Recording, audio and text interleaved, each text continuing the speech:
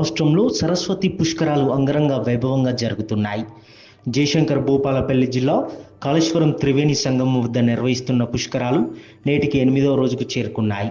ఈ నెల 15వ తేదీన ప్రారంభమైన పుష్కరాలు 26వ తేదీ వరకు జరగనున్నాయి. పుష్కరాలను పురస్కరించుకొని భక్తులు పెద్ద ఎత్తున తరలివచ్చి త్రివేణి సంగమం వద్ద పుణ్యస్నానం ఆచరిస్తున్నారు.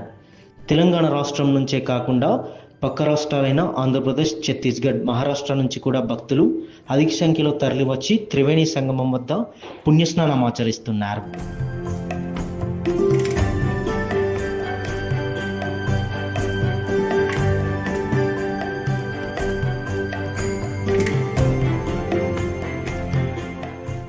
అనంతరం ఆ కాళేశ్వరం ముక్తీశ్వరుని దర్శించుకుని మొక్కులు చెల్లించుకుంటున్నారు. ఇప్పటికే రాష్ట్ర ప్రభుత్వం కోట్ల రూపాయలు వెచ్చించి భక్తులకు ఎలాంటి ఇబ్బందులు తలెత్తకుండా అన్ని రకాల ఏర్పాట్లు కల్పించింది. రాష్ట్ర నలుమూలల నుంచి కాళేశ్వరానికి ప్రత్యేక బస్సులను నడుపుతుంది. పుష్కర ఘాట్ల వద్ద ఎలాంటి ఇబ్బందులు తలెత్తకుండా చలవ పందిళ్లు ఏర్పాటు చేశారు. భక్తుల సౌకర్యార్థం తాగునీటి వసతి, అన్నదానం సైతం చేస్తున్నారు. నా పేరు జ్యోతి అండి. మేము రాజమండ్రి నుండి వచ్చినాము.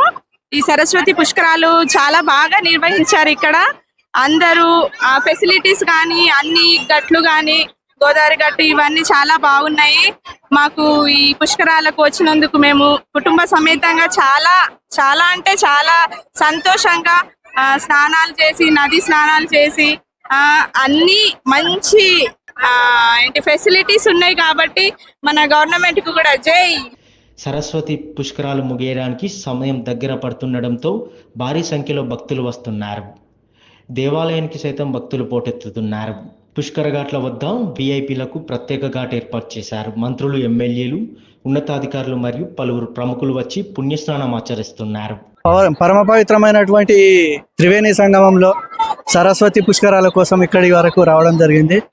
ఇక్కడ ఈ త్రివేణి సంగమంలో ఈ పుష్కరాలలో మేము స్నానం ఆచరించడం మా పూర్వజన్మ సుకృతంగా భావిస్తున్నాం. గోదావరి పుష్కరాలకు ఇక్కడికే వచ్చినాము. మళ్ళీ ఇప్పుడు కూడా రావడం జరిగింది. బాగానే చేసిందండి, మంచి ఏర్పాట్లు చేశారు. బాగానే చేశారండి. 12 ఏళ్లకోసారి జరిగే ఈ పుష్కరాల్లో పాల్గొనడం తమ అదృష్టంగా భావిస్తున్నామని ఇక్కడికి వచ్చిన భక్తులు చెబుతున్నారు. సుదూర ప్రాంతాల నుంచి ఇక్కడికి వచ్చి పుణ్యస్నానం ఆచరించడం ఎంతో ఆనందంగా ఉందన్నారు. ప్రభుత్వం సైతం త్రివేణి సంగమం వద్ద అన్ని రకాల ఏర్పాట్లు చేపట్టినట్లు తెలిపారు.